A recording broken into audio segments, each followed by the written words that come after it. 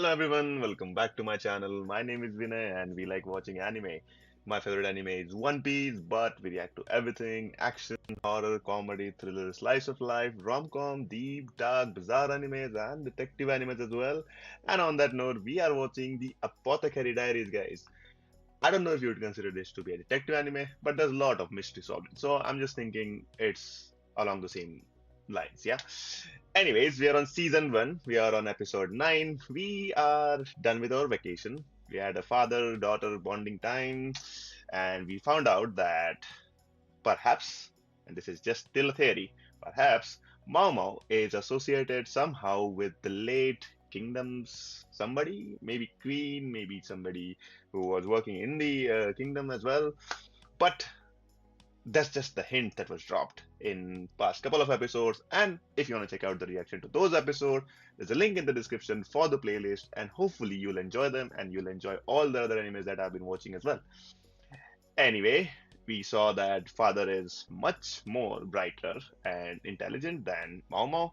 He has a lot of experience. He understands how things turn out to be, and he's kind of nonchalant at this point. He's seen it all. And hey, guys, like medics and doctors are pretty much numb to loads of stuff. Like a normal person's reaction to seeing blood versus the doctor's reaction to seeing blood is like, oh yeah, that's supposed to happen. So he's kind of used to that stuff. He's nonchalant. He knows his daughter is safe. That's something I think that gives him some sort of joy. But she told him everything that happened and perspired, all the events leading up to her vacation, her 3-day vacation outside the palace, and I'd listened to all of it. Then there was a mystery in the brothel, in a different sort of a brothel, which Mao solved, but she knows she can't take any action on it because, in the end, it's more so about powerful people and powerful places and what you can and cannot do and what you can let go. Um, what sort of situations you are put in and what you can do about it. That's pretty much the life of Mao at this point. And with her vacation done, she said her goodbyes, she said her farewell to her dad, probably think coming back again. Also, we found out that she's not supposed to be in the palace forever. So she has a time frame that she has to be in the palace for I think couple of years or something more than that, and then she can carry on with her normal usual life. Now that she's found out that she doesn't live as far away from the palace, but they are not allowed to go outside the palace without somebody else, and we can see Jinshi was pretty unhappy about it. There is some spark there. He clearly likes her, and he's amused by her, is entertained by her, and he found it odd that she did not pick him um, to for help and pick some random guy, a random guy, yes, who handed out her pin. And believe me, Mao has pins from loads of important people. The two lady in wait, no, not the lady in waiting, the two concubines. I think one of them also has like a kid, so she probably might be the person who's becoming the next empress. She also did a favor to the emperor. She also did a favor. She also helped a lot for Jinshi, and they all like her.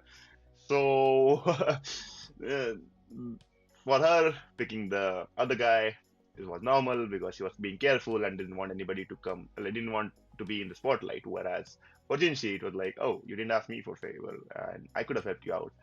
And then some misunderstandings that you see in the last episode. But anyway, she's back. She's back now. Everybody is carrying on with the life. And now this is a completely different episode, but we'll find out what's going to happen.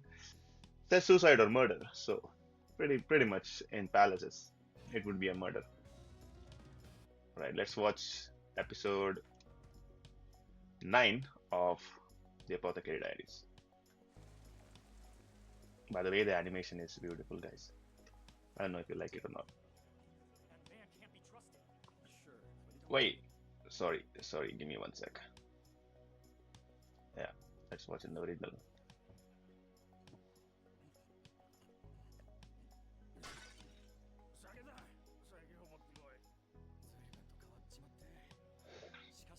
Bureaucrats drinking themselves to death. Oh, oh, somebody mixed something.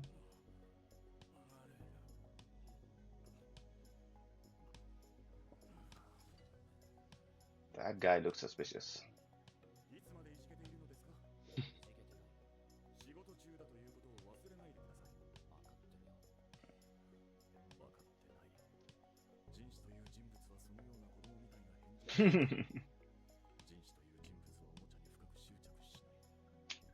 A toy. Oof, that's not what she is for him.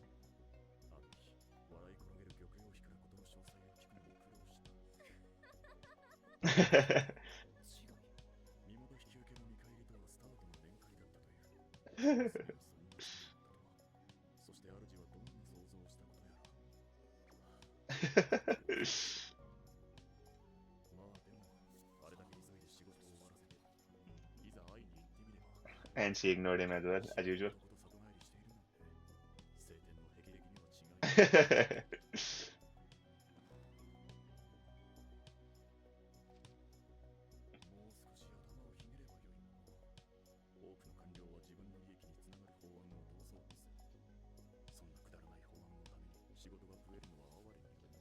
See, that's the thing. Why are everybody coming to him? Like Jinshi, is it a really, really strong and powerful person?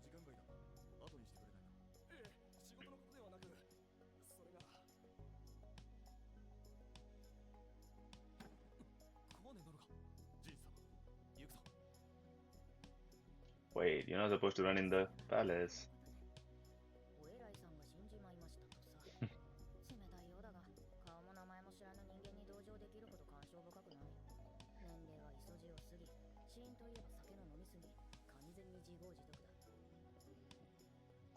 Not likely the case.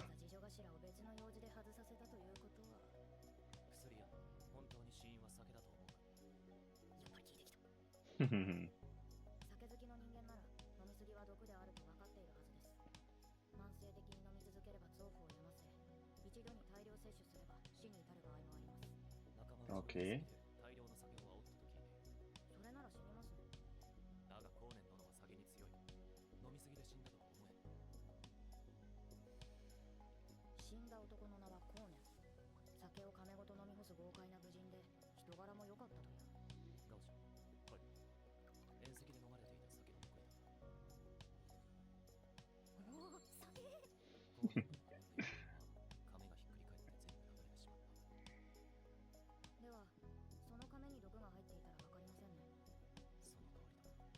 And she's gonna drink it.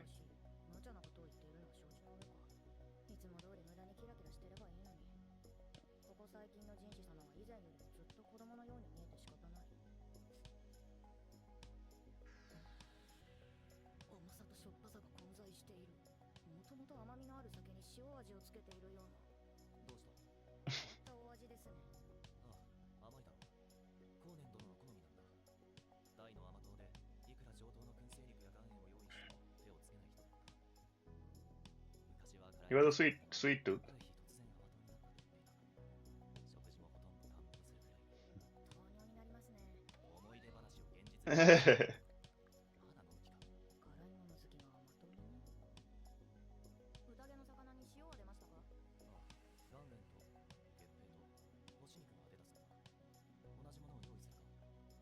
She's drinking as much as she can.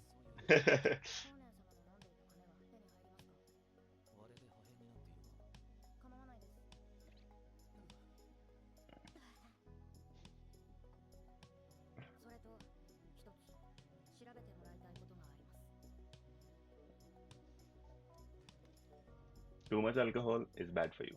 Do not do it. That's the message they're trying to give from this. I don't know, but like there has to be a crazy amount of alcohol and you'd have to drink in one sitting for you to end up dead and within a short amount of span. Now, he's drinking jars, not just bottles, he's drinking jars of alcohol. So it's not crazy to assume or deduce, let's say, that you'd be dying of uh, alcohol poisoning or just damage from his organs and everything like his body couldn't handle, especially for a 50-year-old man. That's a little bit too much, even though he's a warrior. That doesn't make any difference. I don't know if the sweetness of the alcohol plays any sort of difference, and maybe, maybe it did. But I'm thinking something happened. He switched from spicy to sweet, right? Something happened in his life where he couldn't have, he couldn't get the same taste from the alcohol and from the food, as he would get normally, and then that's why he had to rely on something as sweet as possible, because like we have lots of sweet receptors, taste buds, I think. I'm not sure, but something that you could taste easily, and especially if it's alcohol, well, you'll also feel it. And alcohol and sweet things together combined is not the best of the idea anyway, but we don't know. Generally, people would go for something salty, like he's mentioned, nuts or roasted nuts or something salt. Just salt. What's crazy? I don't know what's the common practice in their sense, but the man was sitting alone doing his own stuff, and the way that Jinshi is addressing him, so supposed to be somebody important, right? And his death cannot just be a mere coincidence, or he cannot just like if he is that important, he understands that there are some roles and responsibilities that he has to do, especially even if he's 50 years old, and he would not just be that kind of a novice who would abandon his responsibilities and drink to death. That's what he's trying to get at. And I'm not sure, but I'm thinking in the last couple of episodes we're seeing a lot of assumptions from Maomao, which I'm finding a bit strange. I think she's just lacking off, right? Because generally you'd be like, oh, let me see what's happening, and I can just deduce it. Then that's the same way. Apparently, she's never tasted alcohol or something like that because she's loving it, the sweet one. What are the sweet alcohols there used to be? Oh, we don't know. And I'm guessing she's asking for the jar because there might be some remnants of the alcohol that was already in there, and then that's how she would be able to reduce, which is what the first step should have been. That's what I think. But let's find out how alcohol and the jar are related together.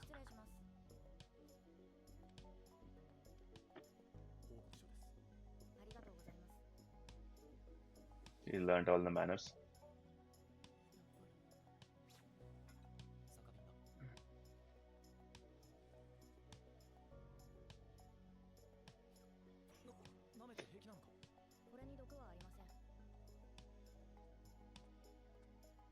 Is it just a condition?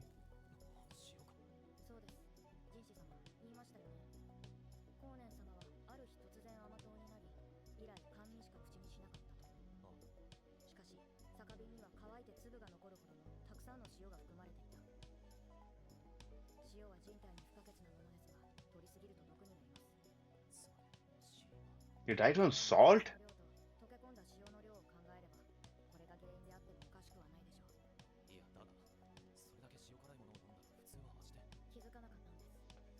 Told you.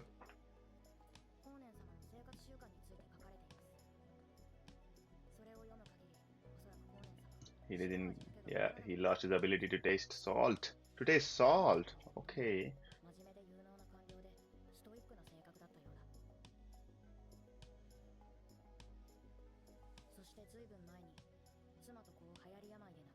Oh.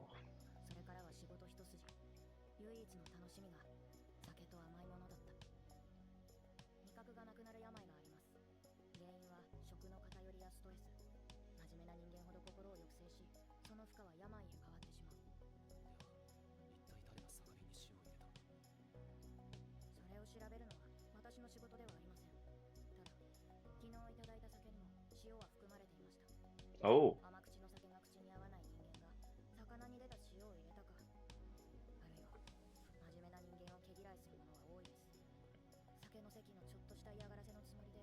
Oh, it could be a combined effort, yeah. Yeah.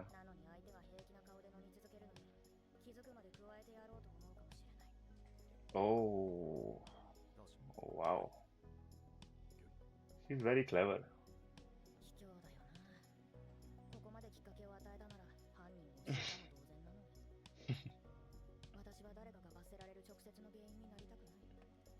Why not?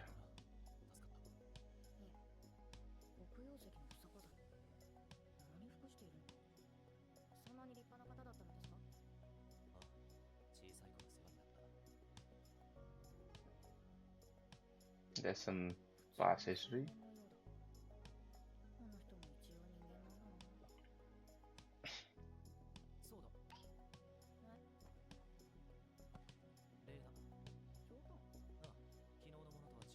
Oh,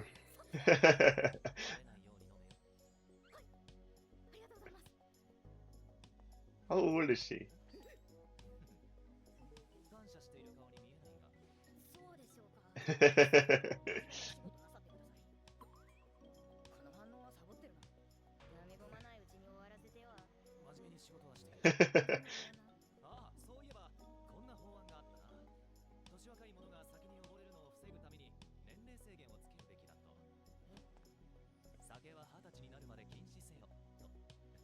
おー。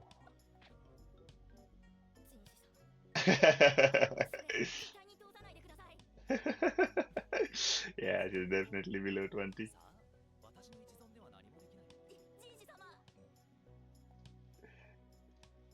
So, salt? See, we were right. Like I said before, when you watch a lot of things, loads of these things, there is some pattern that, like, the entire story might not be the same, but there are some certain points that you'll be like, oh, yeah, this could be one of the reasons. All right, I kind of guessed that something had happened in his life, so that turned out to be sad and depressed. His wife and uh, child was taken away during some sort of epidemic, and well, at that point, he did what every man could do, just bury himself in work. But that stress, when if he's not released, it's bottled up. Again, I don't know how you take it, but stress is very, very, very crucial in having in in the origin of some sorts of conditions, right? Most of them rely on stress because if you're like, it's just one thing linked to other. Like, let's say, this is just me guessing, but if you're stressed, won't eat properly, you'll feel something in your body, and your body will not get as much nutrition. Also, if you're stressed and you're blocked, then whatever you're eating, you don't doesn't matter. So it could be salty, it could be sweet, it could be anything. Just keep eating it, keep eating it, keep eating it. You wouldn't even notice, and at some point, that's gonna be bad for your body. So, in any case, any sort of mental conditions affect those physical conditions as well for your body. So we can kind of see that's what happened here, even though he was very good at his work. And given that, see, this anime keeps dropping hints that Jinshi was in touch with some important people throughout his life, which and he himself is at a very powerful position. I'm thinking, but I don't know. Like this gives me like he's not the eunuch that he is portrayed everywhere in this palace. He's somebody really important, and only a handful of people know what his actual position is, title is, and what sort of power he holds in this palace, in this kingdom even. But then again, our small yet effective detective is on point. She understands that, oh, he couldn't taste salt, and that's the actual reason where the sweetness and the salts combined um, increase the poisoning. But then again, she wouldn't be pinpointing to it to a single person. She would be like, oh, whoever's there, they might be playing pranks, and then if they're playing the prank and it's not working, they would be keep overdoing it, and then at some point it went too far, right? Of course, people get jealous. So yeah, that might be one of the situations which led to his death. What do you think about it? Office politics existed in those times, and it still does. So anyway, yeah, I don't know how old she was, or I didn't even take into consideration that alcohol is just for everybody here. I don't know, maybe not for the kids, maybe not for exactly adolescents, teenagers, but teenagers, late teenagers, let's say, right? More matured, or more matured, yeah, that's more on the later side of the teenage. So these people can drink alcohol. I didn't take that into consideration, but yeah. So we'll see that the law, somebody like whoever's trying to pass the bill, that alcohol to be limited at certain edge, certainly knows the impacts of it, the consequences of it, and is pushing it properly through right channels. For that to happen, well, we'll see. I'm guessing that is Conan as well, who was trying to do that because he was a hard worker. And maybe that's what got everybody pissed off that, oh, hey, he drinks alcohol like a pig, and he wants it to be banned for people under the age of 20. Now we're not going to tolerate that, and maybe that escalated into a different situation. But that's just me. We'll find out. He's happy to see her cheerful.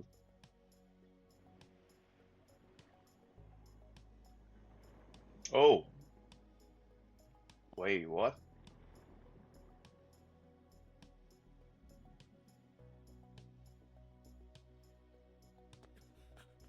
Whoa.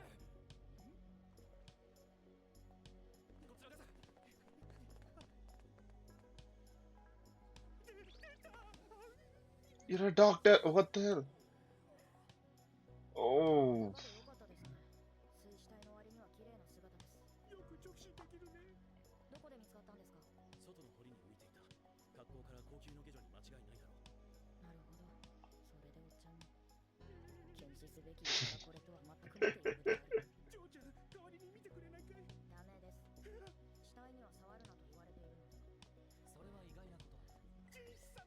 ごきげんよう、ジンシ様。死体は見慣れているようだ。慣れた光景です。花町は一歩裏に入れば無法地帯ですから。死体に触れられないのはなぜだ？薬の師匠に言われているからです。意味を嫌うからか？いえ、人間も薬の材料になるからです。oh. 親王性なお前のことだ。一度でも手を出したら墓荒らしくらいするだろう。絶対に一線を越える。失礼な反応だ。先生、ちゃんと。Ah, I shouldn't be laughing at that death.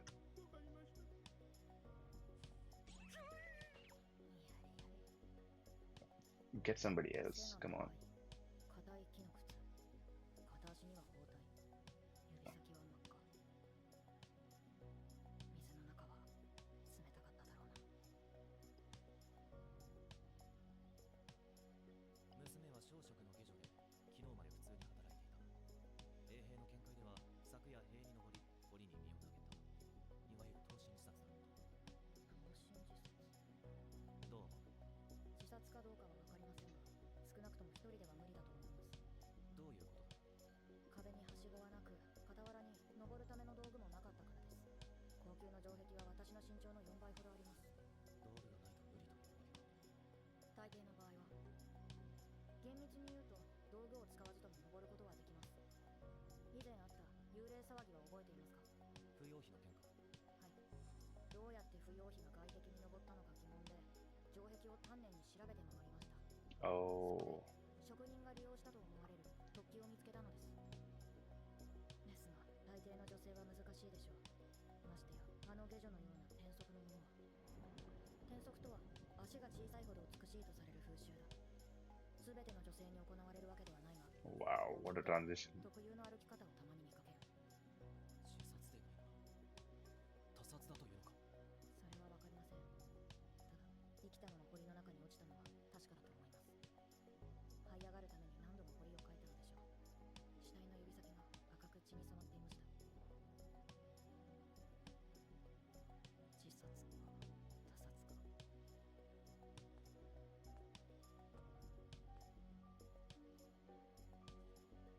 私なら自分から命を絶とうとは絶対に思わない。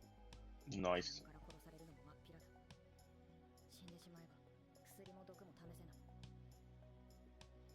でも、もし自分が死ぬとするなら。何を考えている？死ぬならどんな毒にしようかと。死ぬ気か？そうもありません。ですが、人はいつ死ぬかわかりません。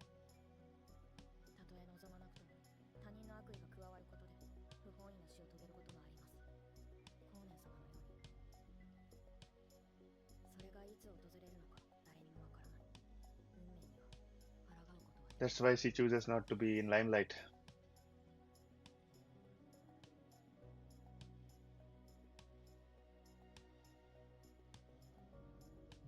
Oh, we're getting 3D animations as well.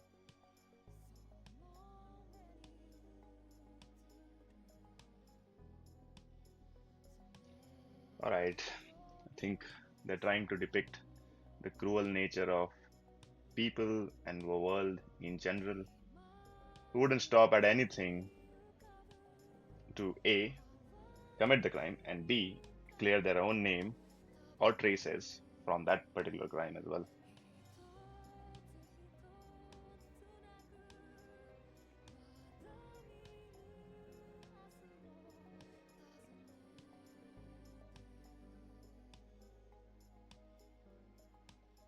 to look at the background to see if that is the case ジンシさん、 and to find out.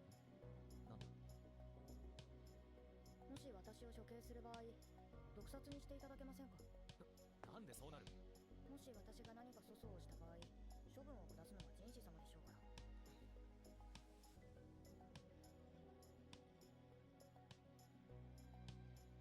His girl is fearless. 早速粗相をしてしまったのか。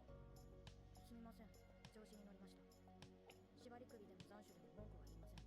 いや、だからなんで。 Wow. 私が平民だからです。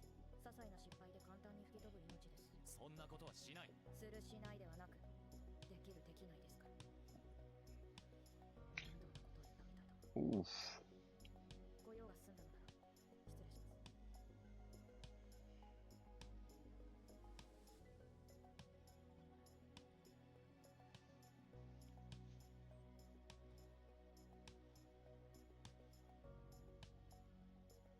その後、風の噂に聞いたのは、死んだ下女が園遊会の毒殺騒ぎの場にいたことだった。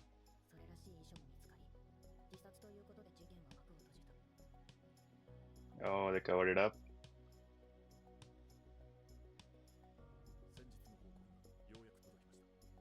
腕に火傷を負ったものを探せと言ってから2月も経っている。時間のかけすぎだ。申し訳ありません。で、一体誰。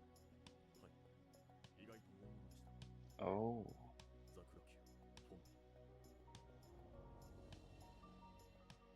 A different person? 祝費、アードー妃の次女頭です。さあ、下がって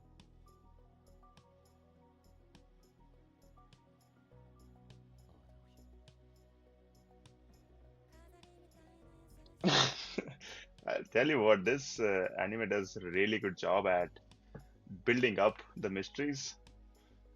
Honestly, I thought the murder or suicide part was like sort of a distinction, but it's like any sort of killing activity in that particular place, it can be ruled out to be either way until the culprit is found. Like, I guess people in the palace, let's say, they are usually under the suspicion most of the times. Like, like they would be like how she mentioned, how Maomao mentioned, that it's not about whether I can, whether I want to or need to. It just, that is what's going to happen. If somebody at some higher position orders for her to be executed, that's going to happen regardless of whether you want it or not. And there would be a very short window to prove or like to find out if what she's um, suspected of is something she's actually guilty of, but that's going to happen regardless. And it's would be mostly impossible. And then I didn't think that this part would take such a drastically depressing turn. She would, considering what she is, what her job is, which is the poison tester, the food tester, and to protect the higher ups from not getting poisoned. It's very poetic of her to wish for a death that that comes through poison. Right? It wouldn't even be something that she would choose, like the poison that she chooses, but of all the methods of killing her, hanging, beheading, poisoning, she would rather pick poison, and it makes sense considering what her line of work is. But it still took like a very depressing turn. And there was this thought that she was always had in mind, how the lady was able to, how the concubine was able to, sleepwalking concubine was able to climb up, and she found the actual culprit, actual evidence of how she would do that. But then again, maybe this person whose death was deemed a suicide actually found out something, and in a place like this, in a palace, knowing more than you have to is kind of not good for you, especially when you are at that level of power. Like, if you are higher ups, then probably you could protect yourself. But a general lady, normal worker in the palace finding out too much, they have to be silenced, so one way or the other, and there are loads of ways, loads of different ways to do that. Man, living in those times was like just crazy. You cannot do anything more than you're expected to, and if you somehow did it, that's for you. That's just people in the palace. Imagine people outside. They have even crazier life where, like, I don't know what sort of life they had. Clearly, we can see she is so used to death at such a young age. She's not even bothered by it. Whereas any other person, normal person, even like the uh, current doctor or the medic there, he is doesn't want to look eye to eye on the dead body and does not perform the post mortem. Let's say, I don't know. It's a tough life at this point, guys. It takes a very deep and dark turn on what's happening in the anime, but the self-awareness of this person, of Maomao, to be accepting of the fact that she's gonna die one day, and if she's gonna die in this palace, there are ways that she would want to, and there are ways she would not want to. I don't know. Reminds me of like complete Game of Thrones side. I don't know if you watch Game of Thrones, but complete Game of Thrones side, like sort of atmosphere where kings are dying, queens are dying, hands are dying. There are other people being butchered, being slaughtered, genocide, and lots of other stuff. Yes, that were terrible times. Aren't you glad we live in a very peaceful time where there are, I don't know, let's just say not very active conflicts, not very crazy active conflicts, and we get to live such a peaceful life. Anyway, that was the episode. Let me know what you think about this. Let me know what you think about the theories and what you think about Mao Mao and her sort of way to live life anyway, and what Jinshi's thoughts are anyway. That was about this episode. We'll see you for the next one. Until then, bye bye.